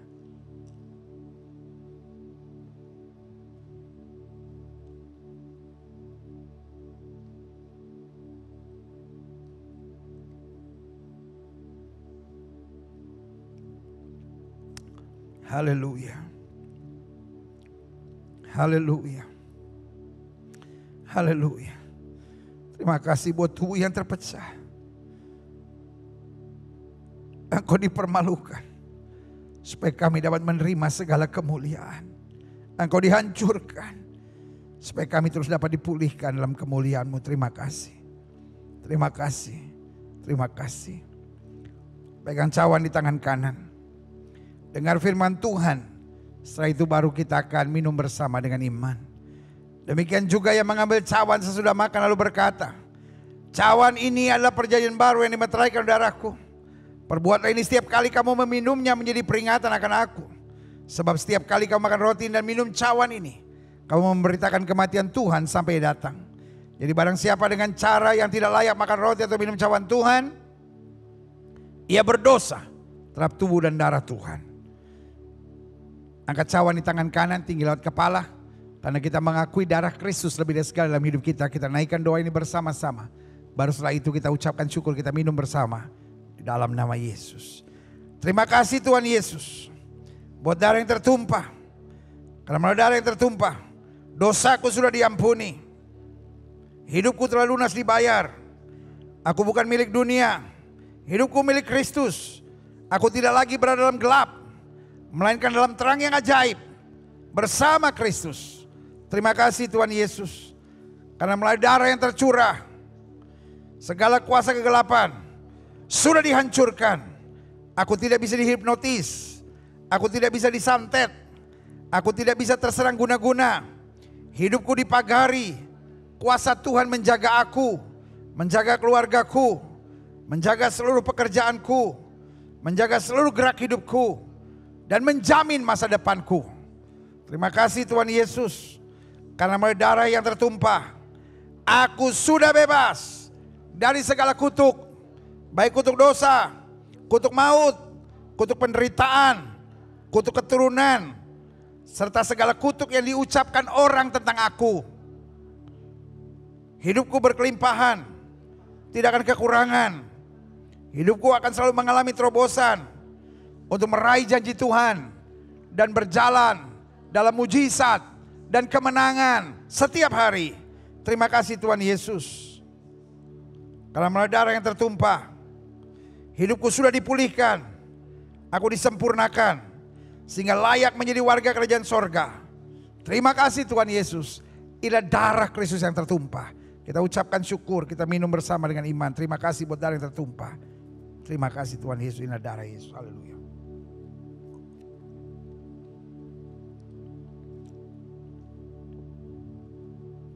Haleluya. Haleluya.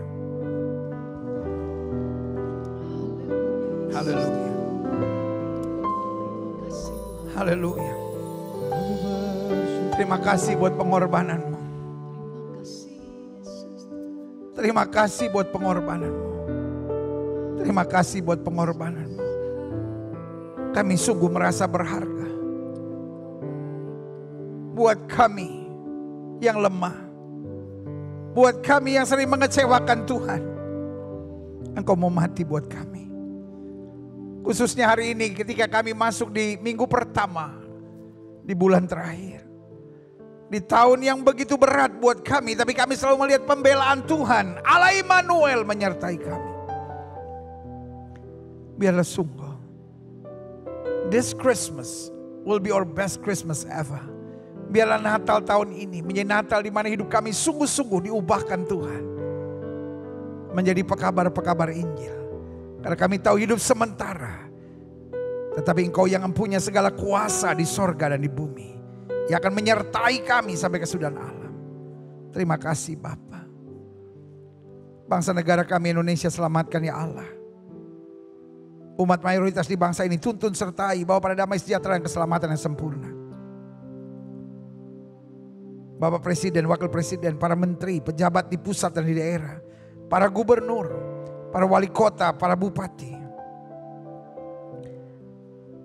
para pangdam, para kapolda, polisi, tentara, kapolri, panglima TNI, ketua BNPT, ketua BNPB, DPD RI, DPR RI, DPRD tingkat 1, DPRD tingkat 2, jaksa, pengacara, hakim, pengadilan.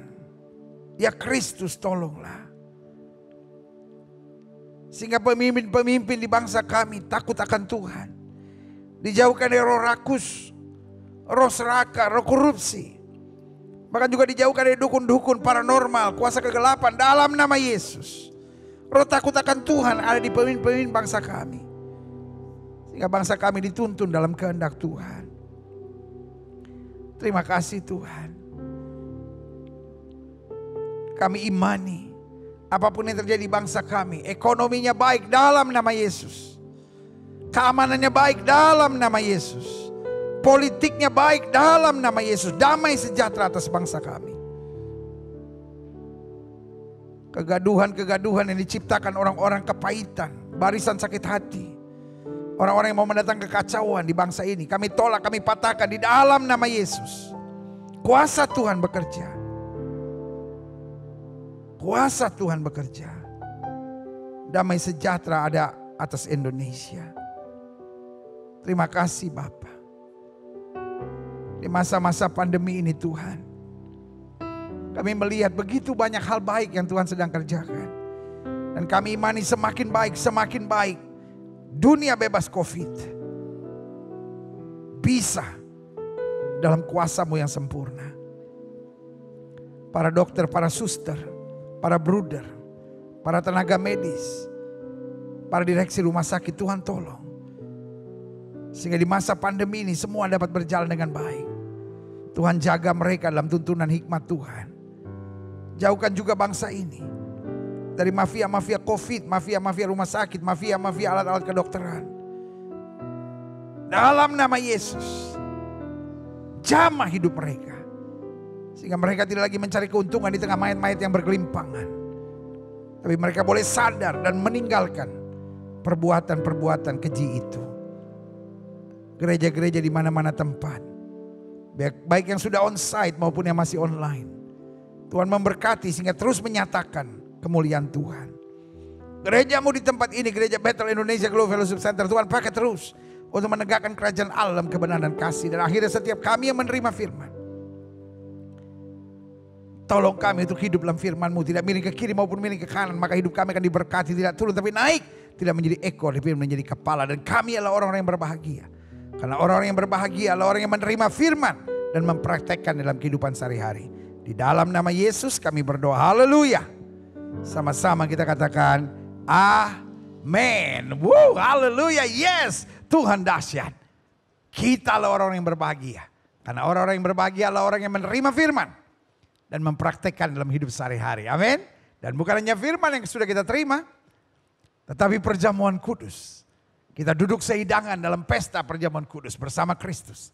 Dan janji firman Tuhan, barang siapa yang mati bersama Kristus akan dibangkitkan bersama dengan Kristus. Haleluya. Wow, saudaraku, ini saatnya kita sekarang memberi yang terbaik buat Tuhan. Dan karena ini minggu pertama, saudara-saudara yang mau mengembalikan perpuluhan milik Allah, saudara-saudara yang mau memberikan persembahan misi, persembahan pekabaran Injil, dan persembahan pelayanan rutin gereja biasa yang dapat terus melayani, saudara berikan yang terbaik. Karena kita memberi bukan supaya diberkati, tapi kita memberi karena kita tahu berkat Tuhan luar biasa. Memberi tidak diwajibkan, karena syaratnya ada dua. Satu, sukacita, dan kedua, sukarela.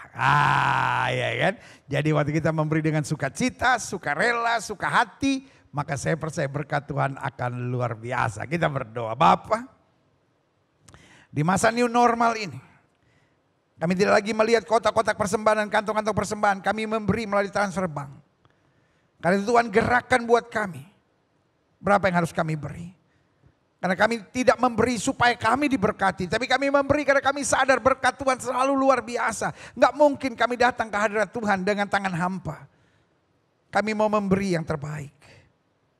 Kami tidak mau menghina Tuhan dengan persembahan kami, yaitu memberi seenaknya dan semaunya. Tapi kami mau memberi yang terbaik. Karena kasih-Mu sungguh luar biasa dalam hidup kami.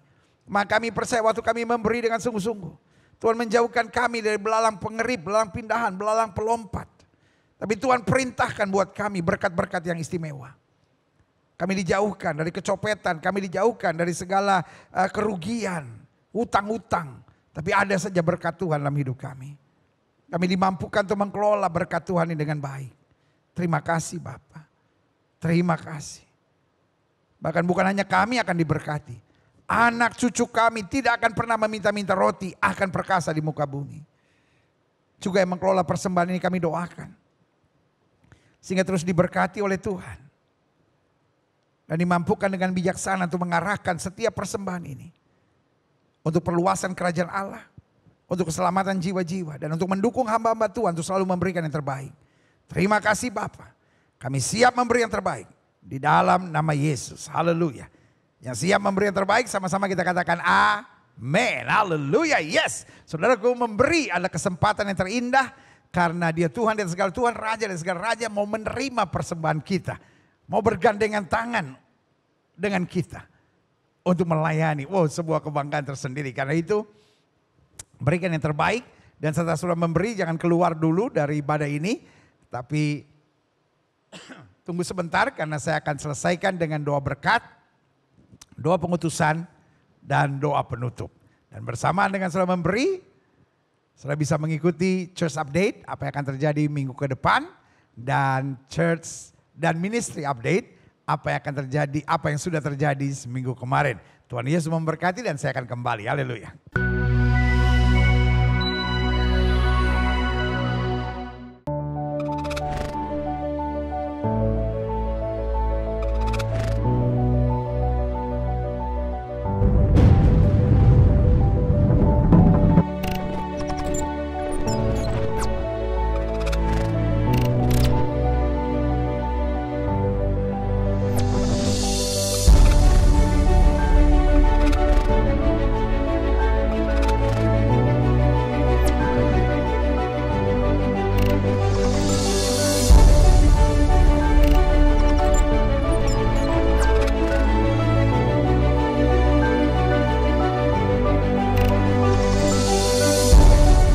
Kesulitan hidup, depresi, dan virus global telah mengguncang kehidupan manusia. Setiap hari menjadi hari yang tidak menentu. Bagaimana kita menjalani hidup yang penuh kemuliaan Tuhan yang akan menyinari kita dalam menjalani kehidupan dan keluar sebagai pemenang?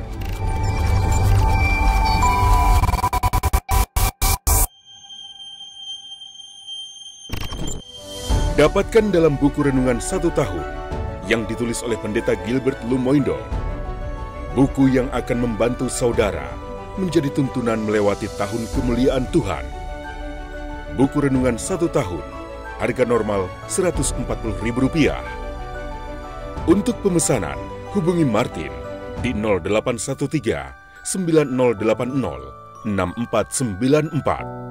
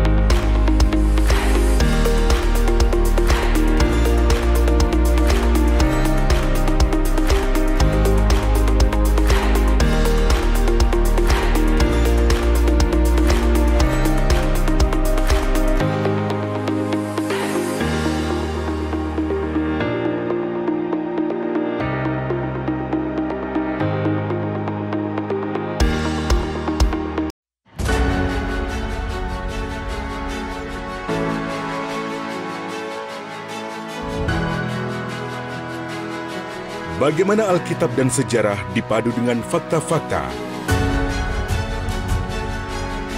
sebagai pembuktian yang akan menumbuhkan keimanan dan menambah pengetahuan akan kebenaran Alkitab. Semua ada dalam buku Ketika Alkitab dan Sejarah Berjumpa pada Titik Temunya, yang ditulis oleh Jaris Farah, seorang Arab Nasrani dari Nazaret. Kata pengantar oleh Pendeta Gilbert Lumoindo. Untuk pemesanan dapat menghubungi Martin 0813 9080 6494.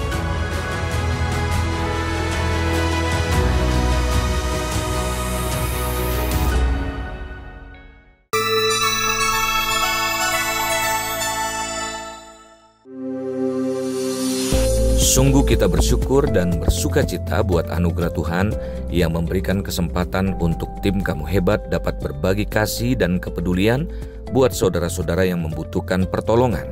Tentunya ini dapat berjalan atas dukungan dari Bapak Ibu jemaat sekalian yang selalu setia dalam mendukung Kamu Hebat Peduli untuk menjadi saluran berkat bagi saudara-saudara kita yang membutuhkan. Untuk liputan kali ini, kami melaporkan kepada saudara-saudara sekalian bahwa Kamu Hebat hadir dan berbagi di wilayah Kampung Cina atau di Kampung Baru Tajur Halang, Bogor dengan membagikan paket makanan untuk masyarakat yang berada di wilayah tersebut. Kita senang bisa ketemu di sini, banyak yang hadir, banyak yang dukung. Mungkin tidak seberapa yang kita bawa, tapi yang penting suasana di sini, suasana kekeluargaan. Beda suku, beda bangsa, beda agama, itu tidak penting, yang penting kita Indonesia. Bapak RT, kamu hebat. Kenapa? Karena kita masih punya Tuhan. Karena kita masih punya Tuhan, jangan putus asa. Karena kita masih punya Tuhan, Indonesia hebat. Kamu hebat. Lagi, kamu hebat. Sementara itu dari Kecamatan Jonggol, tepatnya di Desa Singajaya, Jawa Barat, Kamu Hebat berbagi kasih dan kepedulian dengan membagikan 200 paket sembako untuk warga masyarakat yang membutuhkan. Bantuan diserahkan oleh tim Kamu Hebat melalui kepala desa setempat. Hari ini saya sedang berada di kantor desa Singajaya, Jonggol. Dan hari ini tim Kamu Hebat akan berbagi sembako. Sembakonya sudah ada di dalam dan saya percaya akan memberkati masyarakat yang ada di tempat ini. Saya ucapkan banyak terima kasih kepada Bapak, Ibu dari Yayasan Kamu Hebat. Mudah-mudahan rezeki yang diberikan dari Bapak dan Ibu bermanfaat untuk kami semua, karena masyarakat kami banyak yang memang kekurangan ya. Kamu hebat, kamu hebat, kamu hebat. Hari ini sebagai wujud peduli, maka Kamu Hebat dalam rangka Christmas akan kembali berbagi untuk masyarakat di sini. Kita jangan khawatir, tetap semangat, kita masih punya Tuhan. Amin. Semangat. Sekali lagi semangat. Dari dapur umum Kamu Hebat yang berada di Depok, tim mendatangi para pemulung yang berada di kolong tol Penjaringan untuk membagikan sembako berupa beras, gula, susu, dan lain-lain bagi mereka yang membutuhkan. Ini lokasi di Penjaringan yang waktu itu pernah kami kesini ya. Sekarang kesini lagi dan ini tim orang-orang yang luar biasa, orang-orang yang hebat. Pelan-pelan ya Pak.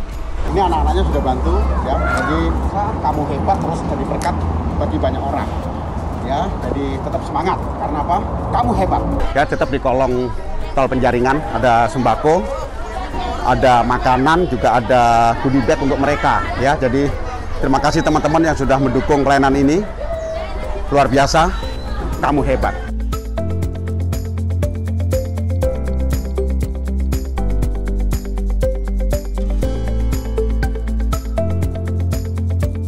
Tim Kamu Hebat juga turun ke jalan untuk berbagi dengan saudara-saudara kita, baik itu para pedagang asongan, pemulung, petugas kebersihan, sopir angkot, dan warga masyarakat lainnya yang berada di Pondok Betung, Kampung Hutan, Bintaro, dan Ulu Jami. Untuk makan siang, semangat terus ya. Harus semangat ya. Kita masih punya Tuhan, harus semangat ya. Terima kasih Pak. Terima kasih banyak ya Pak ya. Ya, semangat Pak ya, kamu hebat. Untuk makan siang ya. Semangat terus, kopi sedap ya.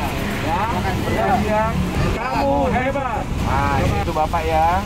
Bapak juga. Semangat Pak. Ada banyak semangat terus ya. Ya. Oh Bapak juga ya, semangat ya Pak. Masih ada Tuhan, jangan putus asa. Bos. Ya. Masih banyak Pak ya. Bapak. Ya. Masih banyak. Semangat terus ya.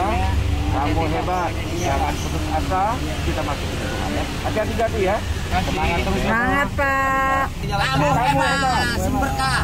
Men. Ini debu. Selamat menikmati ya, semangat terus ya. Semangat. Diberkati Kamu ya. hebat. Semangat terus ya, cuma satu juga. Semangat terus ya. Demikianlah laporan kegiatan Kamu Hebat Peduli untuk edisi minggu ini. Mari kita bersama-sama mendoakan dan memberikan dukungan dalam bentuk apapun agar ada banyak orang yang mengalami uluran kasih Tuhan. Doa kami, Tuhan Yesus memberkati. Kamu hebat.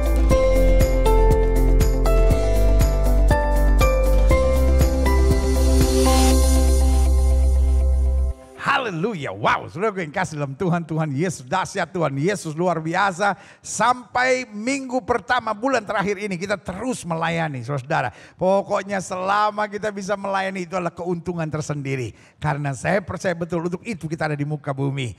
This world is not our home, dunia ini bukan tempat rumah kita. Tapi dunia ini tempat kita bekerja, tempat kita berjuang, tempat kita melayani. Sampai setiap lutut bertelun, lidah mengaku, Yesus Kristus Tuhan, baik kemuliaan Allah Bapa di sorga. Haleluya. Kita berdoa, Bapa terima kasih. Sungguh kami menikmati minggu yang indah hari ini bersama dengan Tuhan. Dalam puji-pujian kami, dalam penyembahan kami, dalam firman Tuhan. Bahkan di dalam kami menerima tubuh dan darah Kristus. Sesuatu yang baik sudah terjadi. Karena tolong kami Tuhan, untuk tetap menjadikan Kristus sebagai gembala kami yang agung. Karena kami tahu Tuhan adalah gembalaku, takkan kekurangan aku. Ia membaringkan aku ke padang rumput yang hijau, mata air yang tenang oleh karena nama-Mu. Gadamu dan tongkatmu menjadi penghiburan buat kami selalu. Bahkan melewati lembah kekelaman kami tidak takut bahaya. Gadamu dan tongkatmu menjadi penghiburan buat kami. Tolong kami untuk senantiasa jadi berkat, jadi saksi Tuhan. Tidak mempermalukan nama Tuhan, tetapi senantiasa mempermuliakan nama Kristus. Terima kasih Bapa, terima kasih. Di rumah kami ibadah sudah berlangsung. Kami percaya kemuliaan Tuhan juga turun di keluarga kami. Sehingga setiap kami dapat berkata, keluargaku adalah sorgaku dan rumahku adalah istanaku. Bahkan berlaku firman, satu orang bertobat, seluruh isi rumah tangga diselamatkan. Sehingga setiap kami dapat berkata, aku dan sisi keluargaku, kami melayani Tuhan. Terima kasih Bapa. Dan akhirnya, saudara-saudara sekalian, kekasih-kekasih Kristus, permata hatinya Kristus, ingatlah bahwa Tuhan itu baik. Ingatlah selama engkau tidak miring ke kiri maupun miring ke kanan, hidupmu akan diberkati. Engkau tidak akan turun tapi naik, tidak akan menjadi ekor, dipimpin menjadi kepala. Karena itu dimanapun kau ada, beritakan Injil. Dimanapun kau ada, bawa damai. Dimanapun kau ada, nyatakan kasih Kristus. Sehingga lewat hidupmu banyak hal-hal baik boleh terjadi. Suami-suami, kasihlah istrimu dan janganlah berlaku kasar kepadanya. Istri-istri, tunduklah kepada suamimu dan hormatilah suamimu. Orang tua, jangan bangkitkan sakit hati dari anak-anakmu dan anak-anak. Hormatilah, taatilah orang tuamu di dalam Tuhan. Jemaat sekalian, terimalah berkat Tuhan, kasih dari Allah Bapa, anugerah dari Tuhan Yesus Kristus, pimpinan, penyertaan, urapan, karunia-karunia, dan buah-buah Roh Kudus akan terus menyertai hidup kita masing-masing. Mulai hari Minggu yang penuh berkat, penuh mujizat, lawatan Allah di rumah masing-masing ini sampai Maranatha. Yesus Kristus datang kembali untuk menjemput setiap orang yang hidup sesuai kehendaknya.